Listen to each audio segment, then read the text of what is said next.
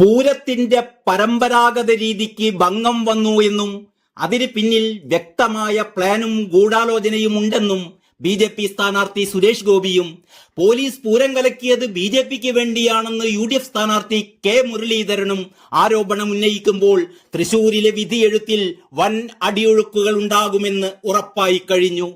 കഴിഞ്ഞ തിരഞ്ഞെടുപ്പിൽ ശബരിമല വിശ്വാസ പ്രശ്നം വിധിയെഴുത്തിൽ പ്രതിഫലിച്ചതിന് സമാനമായി ഇക്കുറി തൃശൂർ പൂരം പൊളിച്ചതാണ് വിധിയെഴുത്തിൽ പ്രതിഫലിക്കുക എന്ന് കരുതുന്നു.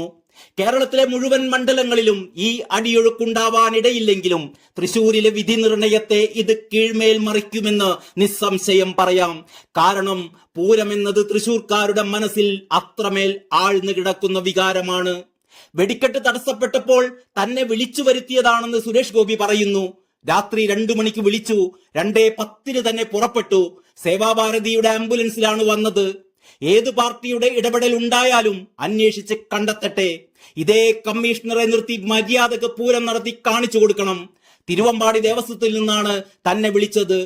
കൂടുതൽ തല്ലുകൊള്ളാതിരിക്കാൻ നിർത്തി പോവുക എന്നാണ് പോലീസ് പറഞ്ഞത്. കമ്മീഷണർ തനിക്ക് ലഭിച്ച നിർദ്ദേശമാണ് പാലിച്ചത് എന്നും സുരേഷ് ഗോപി ആരോപിക്കുന്നു. ഇതിനിടയിലാണ് പോലീസ് പൂരം കലക്കിയത് ബി.ജെ.പിക്ക് വേണ്ടിയാണ് എന്ന ആരോപണവുമായി തൃശൂരിലെ യു.ഡി.എഫ്. സ്ഥാനാർത്ഥി കെ മുരളീധരൻ രംഗത്തെത്തിയിരിക്കുന്നത്. ബി.ജെ.പിക്ക് വേണ്ടിയാണ് പൂരം കലക്കിയത്, CPM-ന്റെ അജണ്ട നടപ്പിലാക്കാൻ കമ്മീഷണറെ ഉപയോഗിച്ചതാണ് എന്നും കെ മുരളീധരൻ തുറന്നടിച്ചു. സുരേഷ് ഗോപിയാണ് പ്രശ്നം പരിഹരിച്ചത് എന്ന പ്രചാരണം ഇപ്പോൾ ബി.ജെ.പി. സൈബർ സെല്ലുകൾ വ്യാപകമായി പ്രചരിപ്പിക്കുന്നുണ്ട്. വോട്ട് കച്ചവടത്തിനുള്ള അന്തർധാര പുറത്തായിരിക്കുകയാണ്. കമ്മീഷണറെ തൽക്കാലത്തേക്ക് മാറ്റി നിർത്തുന്നതാണ്. തിരഞ്ഞെടുപ്പ് കഴിയുമ്പോൾ വീണ്ടും ഇവിടെ തന്നെ പ്രതിഷ്ഠിക്കും. കമ്മീഷണർ മറ്റു സമ്മർദ്ദങ്ങൾക്ക് വഴങ്ങിയോ എന്നറിയാൻ ജുഡീഷ്യൽ അന്വേഷണം തന്നെ വേണം. കമ്മീഷണർ പൂരം കലക്കാൻ രാവിലെ മുതലേ ശ്രമിച്ചുകൊണ്ടിരിക്കുകയായിരുന്നു. ഇതിന് താൻ തന്നെ സാക്ഷി. സുരേഷ് ഗോപിയെ പൂരത്തിന്റെ അന്ന് എവിടെയും കണ്ടിരുന്നില്ല. പിന്നീട് സേവാഭാരതിയുടെ ആംബുലൻസിൽ വന്ന് ഷോ കാണിക്കുകയായിരുന്നു. തൃശൂരിൽ UDF തന്നെ ജയിക്കുമെന്നും കെ മുരളീധരൻ പറഞ്ഞു. ശക്തമായ ത്രികോണ മത്സരത്തിന് വേദിയായിരുന്ന തൃശൂർ പൂരം വിവാദമായതോടെ UDF-ഉം ബി.ജെ.പിയും തമ്മിലുള്ള നേർക്കുനേർ പോരാട്ടമായി മാറുകയാണ്.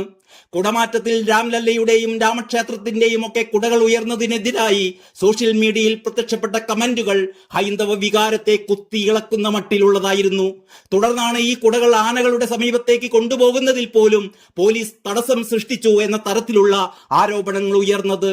അതിനെ തുടർന്ന് പോലീസിന്റെ ഭാഗത്തു നിന്ന് പൂരം ചടങ്ങുകളെ പോലും വിലക്കിക്കൊണ്ടുള്ള നടപടികൾ ഉണ്ടായി. പ്രശ്നമുണ്ടായപ്പോൾ ആദ്യമായി രംഗത്തെത്തിയത് സുരേഷ് ഗോപിയായിരുന്നു. ഇതെല്ലാം സ്വാഭാവികമായും തൃശൂരിലെ വോട്ടെടുപ്പിനെ സ്വാധീനിക്കുമെന്ന് ഏതാണ്ട് ഉറപ്പായി കഴിഞ്ഞു. ബി.ജെ.പിയെ സഹായിക്കാൻ CPM മനഃപൂർവ്വം സൃഷ്ടിച്ച കാര്യങ്ങളാണ് ഇതൊക്കെയുമെന്ന് കരുതുക വയ്യ. അതേസമയം പ്രശ്നം സങ്കീർണമാക്കിയതും യഥാസമയം പരിഹരിക്കാനാവാഞ്ഞതും സർക്കാരിന്റെ തികഞ്ഞ പിടിപ്പുകേട് തന്നെയാണ്. ഏതായാലും സംഭവം ഇങ്ങനെയൊക്കെയായി മാറിയപ്പോൾ ബി.ജെ.പിക്ക് അനുകൂലമായ ഒരു തരംഗത്തിലേക്ക് കാര്യങ്ങൾ നീങ്ങി വരുമ്പോൾ കെ മുരളീധരന്റെ പ്രസ്താവന, ആ പ്രസ്താവനയുടെ വരികൾക്കിടയിൽ നമുക്ക് ഇങ്ങനെ വായിച്ചെടുക്കാം: ബി.ജെ.പി അനുകൂല തരംഗമുണ്ടാകാൻ സാധ്യതയുണ്ട് എന്നും അത് മറികടക്കണമെങ്കിൽ UDF-നെ വിജയിപ്പിക്കണമെന്നും. നേരത്തെ ശബരിമല വിഷയത്തിലും സംഭവിച്ചത് ഇത് തന്നെയായിരുന്നു. വിശ്വാസ സംരക്ഷണത്തിനായി പോരാടിയത് ബി.ജെ.പിയും മറ്റ് ഹൈന്ദവ സംഘടനകളുമായിരുന്നു. പക്ഷേ നേട്ടം കൊയ്തതാവട്ടെ കോൺഗ്രസും. തൃശൂരിലും സംഭവിക്കാൻ പോകുന്നത് ഇത് തന്നെയാണോ? അതോ സുരേഷ് ഗോപി തന്നെ വിജയം ഉറപ്പിക്കുമോ?